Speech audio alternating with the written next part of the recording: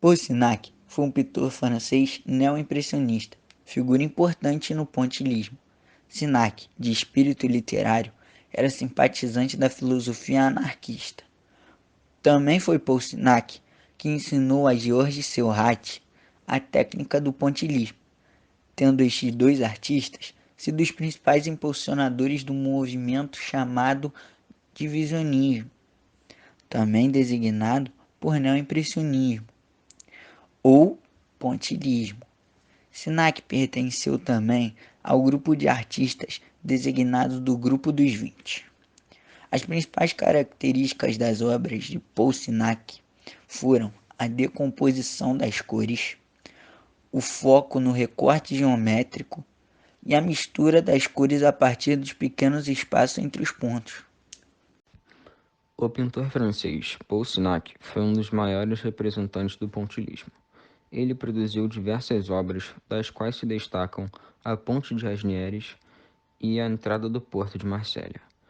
Suas obras chamam a atenção pelo uso meticuloso das cores primárias através de pequenos pontos combinados com o intuito de criar diferentes efeitos de luzes ao olhar do espectador.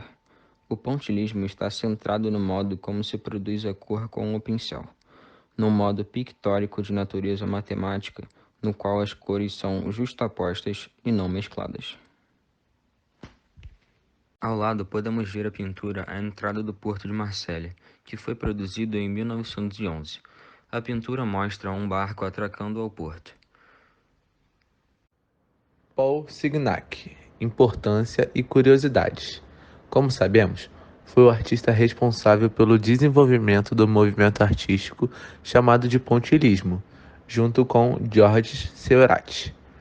O artista também fez parte da corrente artística do neo-impressionismo e fundou a Sociedade de Artistas Independentes, que era responsável por organizar a exposição Salon des Indépendants, formada originalmente em Paris em 1884.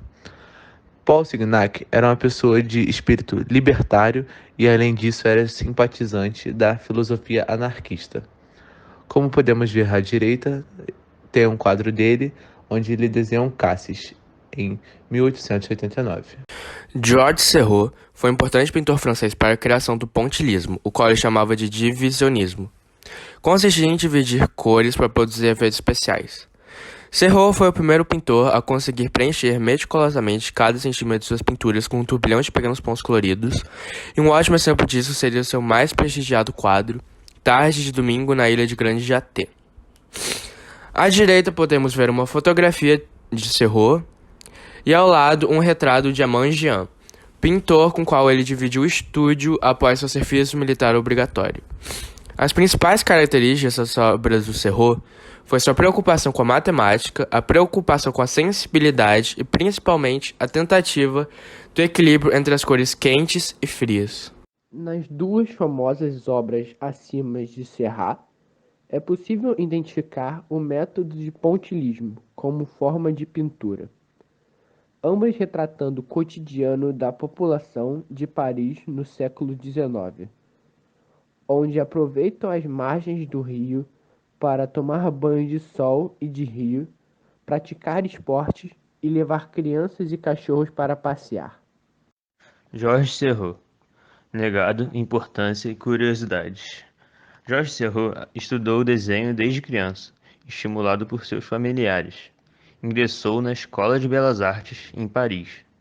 O Circo foi sua obra inacabada, pois Seurat faleceu inesperadamente aos 31 anos. Mesmo estando a pintura inacabada, ainda foi exibida no 7º Salão dos Independentes e cortejou uma grande controvérsia devido à sua semelhança com cartazes do pintor francês Jules Seurat, e muitos acusaram o pintor de plágio. Como obra final de um pintor muito talentoso, o Circo desperta grande interesse da crítica, que busca analisar o crescimento de um movimento artístico que reverberaria nas décadas seguintes. Como prova disso, o circo está atualmente em exibição em um dos museus de maior prestígio da França, o Museu d'Orsay, em Paris.